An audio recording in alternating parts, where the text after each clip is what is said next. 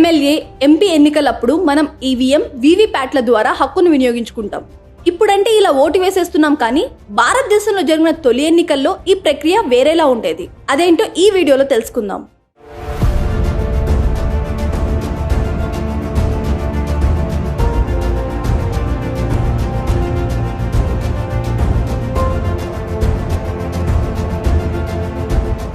మనం MLA MP ఎలక్షన్లకు electric మిషన్లను వాడుతున్నప్పటికీ సర్పంచి ఎంపీటీసీ ఎన్నికలు వచ్చినప్పుడు బ్యాలెట్ పేపర్లను ఉపయోగించే హక్కును వినియోగించుకుంటున్నాం.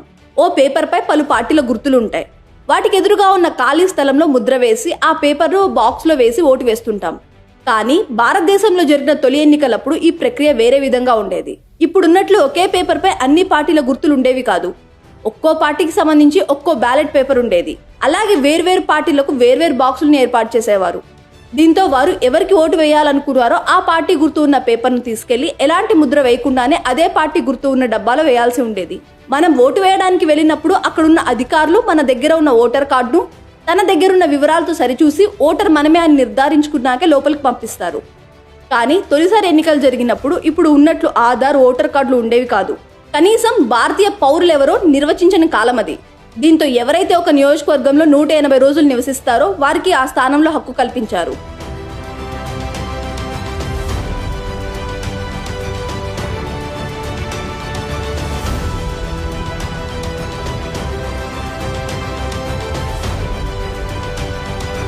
ఓటర్ల జాబితాలో తమ పేర్లుంటే మేము భారతీయ పౌరులైపోయాము అని చాలా మంది సంబరపడిపోయేవారు.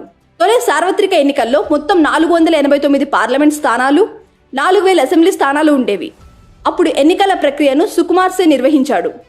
1951 అక్టోబర్ 25 నుంచి 1952 ఫిబ్రవరి 21 వరకు జరిగిన ఈ ఎన్నికల్లో భారత జాతీయ కాంగ్రెస్, భారతీయ జనసంఘ్, సిపిఐ, సోషలిస్ట్, కిసాన్ మజ్దూర్ ప్రజా పార్టీ, ఇండియన్ యూనియన్ ముస్లిం లీగ్ తదితర పార్టీలు పోటీ చేశాయి. ఈ ఎన్నికల తర్వాత నెహ్రూ భారత తొలి ప్రధానిగా నియమితులయ్యారు.